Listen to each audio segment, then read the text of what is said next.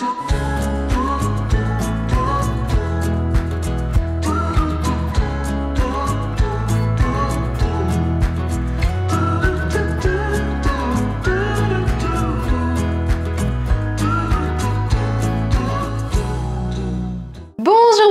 bienvenue dans cette nouvelle vidéo où je suis comme d'habitude très heureuse de te retrouver. Si tu as vu celle qui est sortie dimanche, le thème de cette fois-ci n'était pas une surprise pour toi puisque je t'ai grandement spoilé qu'on partait sur une vidéo meal prep qui fait donc suite à tous mes achats que je t'ai montré dans cette fameuse précédente vidéo. Je te la remets juste ici si jamais tu l'as pas encore vue, comme ça tu vois un petit peu comment on va s'organiser cette fois-ci. On va pas partir sur un meal prep ultra compliqué, ultra travaillé, avec des recettes qui ne s'inscrivent pas dans un quotidien, dans une vraie vie, parce que le but c'est de te montrer justement une organisation que tu peux totalement inclure dans une vie débordée. Moi, le meal prep, j'adore parce que c'est ce qui me permet de manger sainement, équilibré, gourmand, en maîtrisant mon budget quand j'ai des semaines où je ne sais plus où donner de la tête. Tu vois ces fameuses journées où tu travailles du matin au soir, où tu es épuisé, tu n'as plus du tout envie de commencer à te mettre au fourneau, et bien le meal prep est justement là pour ça, parce que tu auras des choses déjà prêtes qui te faciliteront grandement la vie. Ici tu vas voir, on va faire plein de petites préparations qui me facilitent la vie au quotidien, et pour que ce soit un petit peu plus complet, la prochaine vidéo sera toute une semaine dans mon assiette, comme ça tu vois l'organisation de A à Z. Le retour de course, le meal prep et puis comment je mange au quotidien en fonction de tous ces éléments. Si ce programme te plaît, je t'invite déjà à liker cette vidéo parce que ça m'encourage beaucoup. C'est un bon indicateur pour moi aussi de savoir ce qui te plaît ou pas sur la chaîne et de si je peux te reproposer ce format, et à t'abonner pour ne surtout pas manquer la fameuse semaine dans mon assiette qui arrive. Et là-dessus, il n'y a plus qu'à se mettre en cuisine.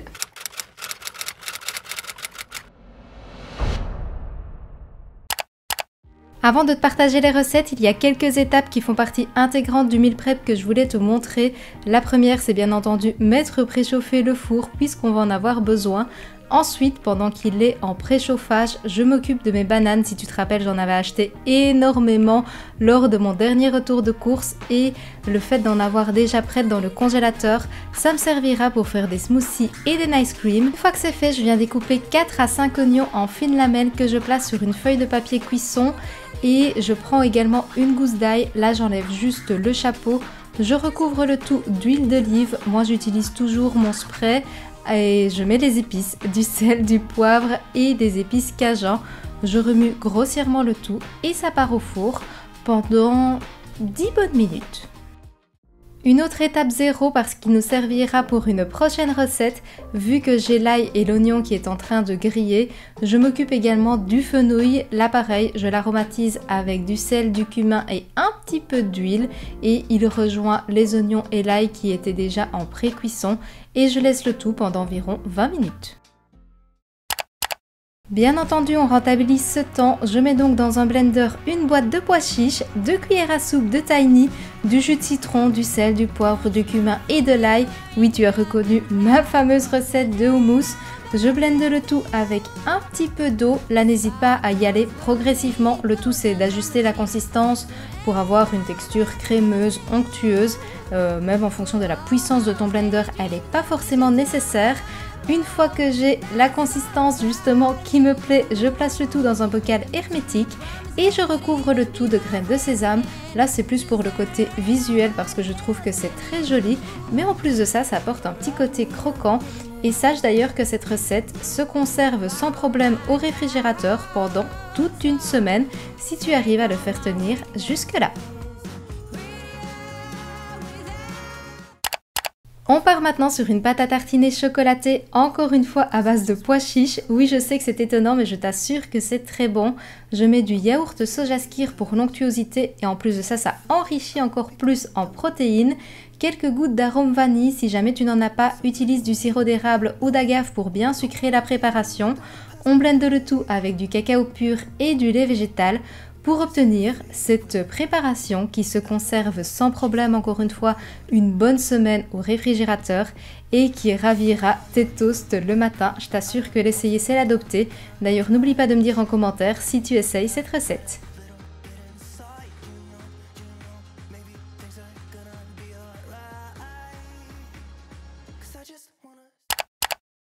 Pendant qu'on réalisait nos 2 houmous, nos légumes sont maintenant bien cuits, bien dorés. On va mettre en pré-cuisson notre pâte à quiche, mais comme ça doit prendre au moins 10 minutes, tu me connais, on rentabilise un maximum. On va donc s'occuper d'une autre recette.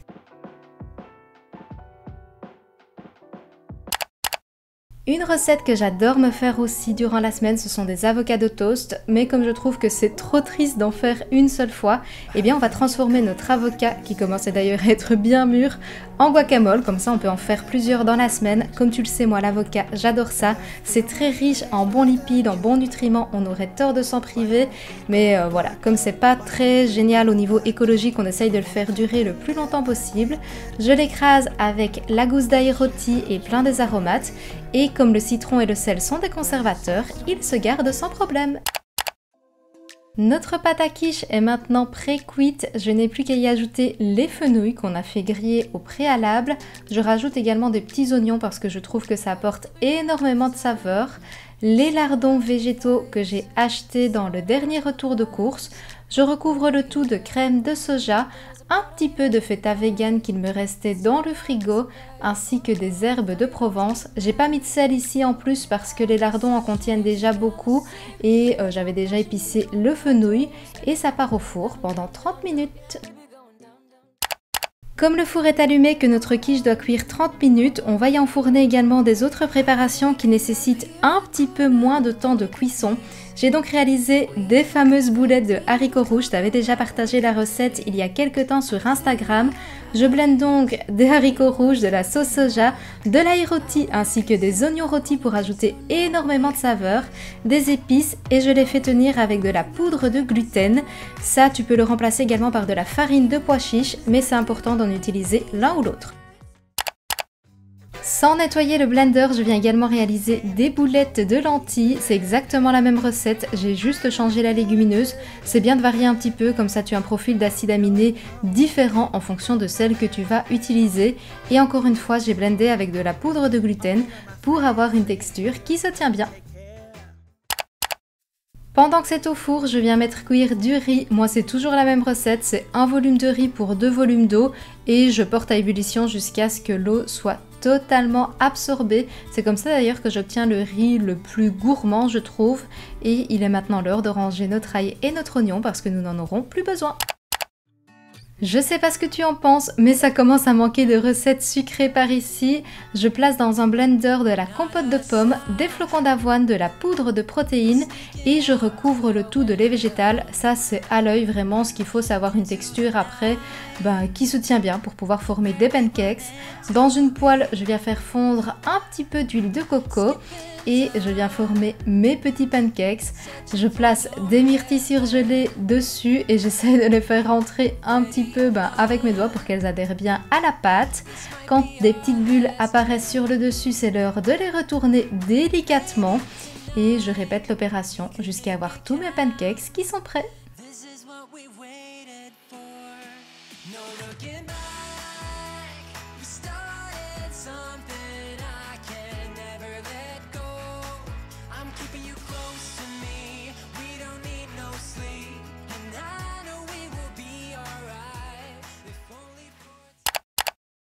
Pendant qu'on était en train de réaliser nos pancakes, le riz était prêt.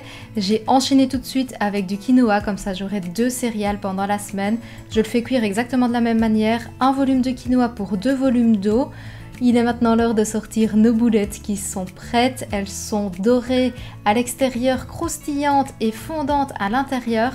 Je les place dans un tupperware et si jamais tu peux très bien en faire encore plus et les congeler parce que ça se conserve sans problème au congélateur. D'ailleurs, notre quiche est prête aussi et ça je la conserve plutôt au frigo parce qu'elle nous servira pour des repas du soir ou pour le lunch accompagné d'une belle salade.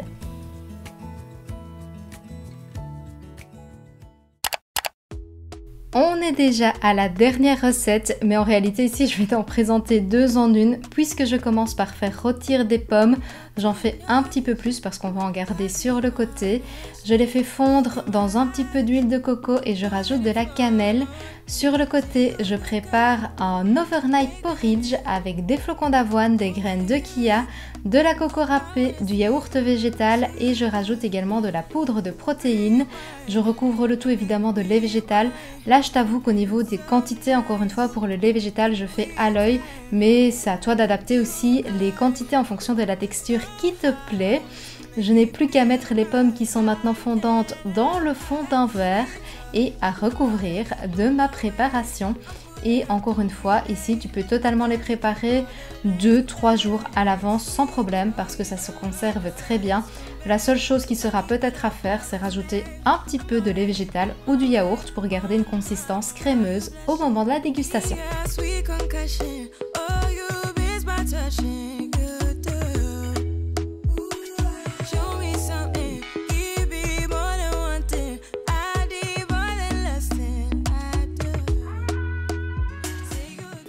Comme je te disais, il reste plein de pommes caramélisées, ça me servira pour pas mal de choses pendant la semaine. Et le quinoa est maintenant prêt aussi, donc je laisse bien tout ça dans un tupperware. D'ailleurs, lors de ce meal prep, on a réalisé énormément de choses. Je te fais un petit récapitulatif pour que tu te rendes bien compte, mais on a optimisé un maximum le temps qu'on avait et les ingrédients aussi.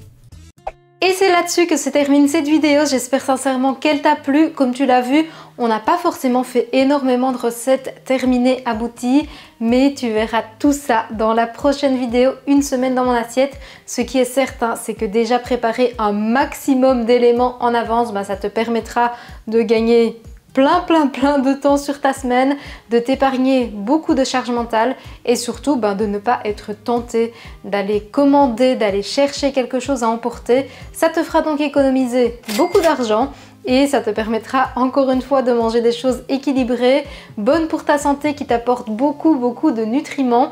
N'hésite pas d'ailleurs à me dire en commentaire quels sont les plats que tu vois bien qui s'agencent un petit peu avec ce que l'on a déjà préparé. Au niveau de la quiche, forcément elle est déjà terminée.